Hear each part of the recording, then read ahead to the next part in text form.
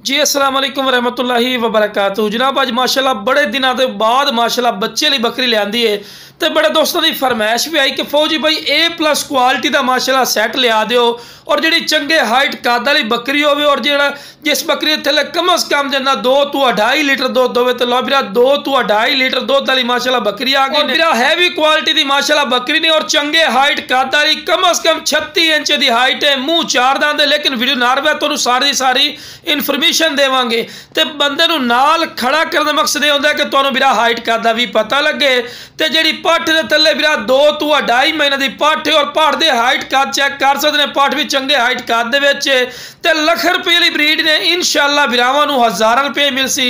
तो बड़े दोस्त फरमाइश भी करते कि फौजी भाई शौक रखने हैं तो बड़े पैसे खर्च करने तो शौक पूरा नहीं होता। तो आज जनाब शौक पूरा करने वास्ते बिरावां वास्ते माशाल्लाह अनमोल तोहफा लिया इन्हें। इस तो वध नस्ल क्वालिटी खूबसूरती और हुसन नहीं होता।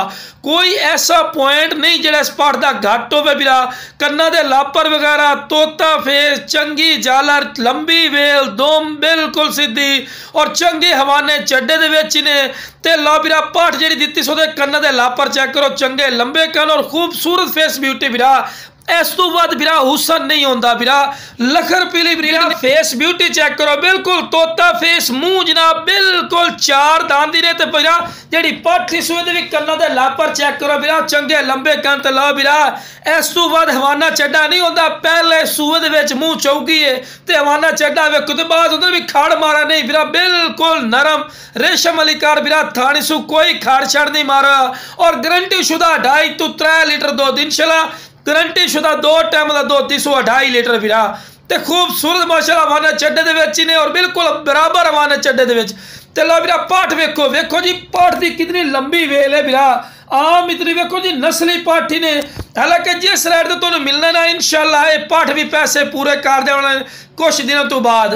तो जी बकरी है बिरा फिर भी क्रॉस होने तैयार ही नहीं पी। अगर थोड़े को बकरा हो और एक क्रॉस भी हो जासी तो चंगे दुध वाली बकरी ने तो ला बिरा पठ दुध पी रही है माशाल्लाह तो खूबसूरत माशाल्लाह चीज़ ने बिरा इस तो बाद हुसन और खूबसूरती नहीं आती ने।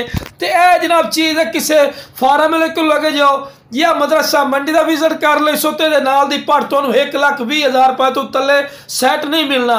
लेकिन अपना वो रेट नहीं होना ने इंशाल्लाह स्क्रीन ते दिते नंबर ते तुसीं कॉल करनी है इंशाल्लाह तुहाडे कॉल की इज्जत और रिस्पैक्ट हो सी और तुहाडी सोच तो भी कम राइट हो सी। तो बिरा वेखो जी दुध इस तो काफ़ी ज्यादा वेखो राज तो पी ली सी तो फिर भी माशाल्लाह वेखो ना उहदा हवाना चड्डा भरा हुआ है क्योंकि बच्चा चारा खंदा ने। अगर तुसी दुध इस्तेमाल च लिया ना बिरा तुसी इस्तेमाल च लिया सकते हैं क्योंकि बच्चा फुल चारा करता पिया तो बकरी फिर भी क्रॉस होने तैयार ने। तो यह नस्ली और फायदे की चीज़ ने। तो जिस बिरा नूं सैट चाहिए स्क्रीन दिते नंबर पर राबता करके मुनासिब कीमत ते लै सकते।